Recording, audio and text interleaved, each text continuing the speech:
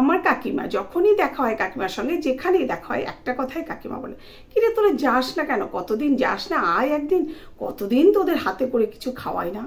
এমনিতে আমার কাকিমা ভীষণ ভালো, শুধু একটু কিপটে, এটা আমরা সবাই জানি। তবু আমরা সবাই মিলে একদিন ঠিক করলাম চল কাকিমার বাড়ি থেকে ঘুরে আসি। তো চলে গেলাম কাকিমার বাড়িতে, সকালবেলা পৌঁছে গেছি সেখানে।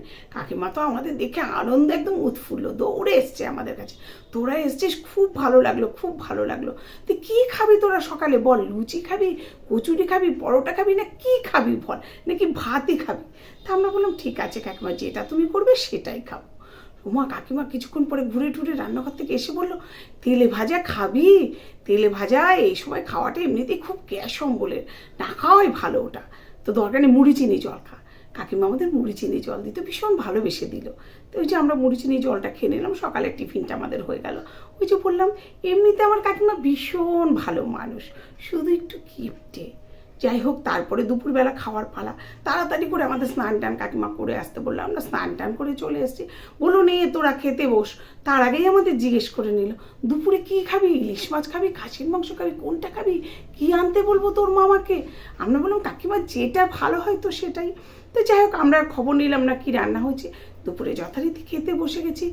মা কাকিমা দেখি আমাদেরকে কাচকি মাছের চচ্চড়ি, মুসুরির ডাল আর আলু ভাজা দিয়ে খেতে দিয়েছে। তা আমরা বলছি কোথায় গেল ইলিশ মাছ, খাসির মাংস, কিছুই তো দেখতে পাচ্ছি না। কাকিমা বললো শোন, এত রিচ খাওয়াটা একদম ভালো না, ওই ইলিশ মাছ, খাসির মাংস এগুলো শরীরের ক্ষতি করবে। তাই আমি তোর মামাকে কাকুকে বলে দিয়েছি যে যাও তুমি একটু কাচকি মাছ নিয়ে এসো, এটা একদম সাধারণ খাবার, এটা খেলে তো ওদের শরীর ঠিক থাকবে। শোন, যা করবি শরীরের কথা ভেবে করবি। তো আমি বললাম না, এমনিতে আমার কাকিমা ভীষণ ভালো মানুষ, শুধু একটু কিপটি। তো যাই হোক, দুপুরের খাওয়াটা হয়ে গেল।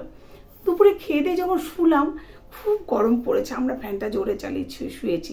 সঙ্গে সঙ্গে কাকিমা এসে বলে, এই তোরা এত জোরে ফ্যান চালিয়েছিস, আবার এসিও চালিয়েছিস, ছি ছি ছি ছি ছি, এসিটা বন্ধ করে দে, এত কিছু গায়ে লাগানো ভালো না, আগে শরীরের কথা ভাবতে হবে। বলে কাকিমা এসিটা বন্ধ করে পাখাটা কমিয়ে দিল। আচ্ছা ঠিক আছে, শরীরের কথা ভাবার জন্য বললো নে তোরা সরে এবার ঘুমিয়ে পড়। তো ঘুম তো আমাদের এলো না, কারণ প্রচণ্ড গরম ছিল। সন্ধ্যাবেলায় কাকিমা বললো যে হ্যাঁ রে তোরা চা খাবি তো? প্রথমে যাই হোক বলতে একটু দেরি করলো। যখন আমি বললাম যে কাকিমা চা একটু খেতে, বললো তোরা চা খাবি তো? হ্যাঁ খাবো কাকিমা, একটু চা। তারপর আমি যাক সন্ধ্যাবেলায় চাটা খেয়ে নিই, সন্ধ্যাবেলায় চায়ের সঙ্গে নিশ্চয়ই অন্তত কিছু একটু তো দেবে। যাক, চা নিয়ে কাকিমা চলে এলো র চা। বললো যে নেই র চা খা, দুধ চাটা না অতটা খাওয়া ভালো না, একদম শুধু চা। কারণ চায়ের সঙ্গে সবসময় বিস্কুট খেলে গ্যাস অম্বল হবে, সেই জন্য শুধু চাই নিয়ে এসছে আমার কাকিমা। এমনিতে কাকিমা ভীষণ ভালো মানুষ, শুধু একটু কিপটে। যাই হোক, সন্ধ্যার চাটা খেয়ে তো আমরা বললাম যাক রাত্রিটুকু থেকে সকালে বাড়ি চলে যাব। এত ভালো ভালো খাওয়া, এত ভালোবাসা। তবে হ্যাঁ, কাকিমা ভালোবাসায় কিন্তু কোনো কমতি ছিল না। রাত্রিটা হলো, দেখলাম স্রেফ আলু সেদ্ধ ভাত আমাদের জন্য নিয়ে এলো, আর বললো শোন রাত্রিবেলা এই সেদ্ধ ভাত খেয়ে শুবি, কখনো অন্য কিছু রাতে খাবি না, তাহলে শরীরটা তোদের ঠিক থাকবে, শরীর ঠিক রাখার জন্য সেদ্ধ ভাত খাবি, বুঝেছিস? আর বললাম হ্যাঁ কাকিমা, ওই যে বললাম। এমনিতে আমার কাকিমা ভীষণ ভালো মনের মানুষ, শুধু একটু কিপটে।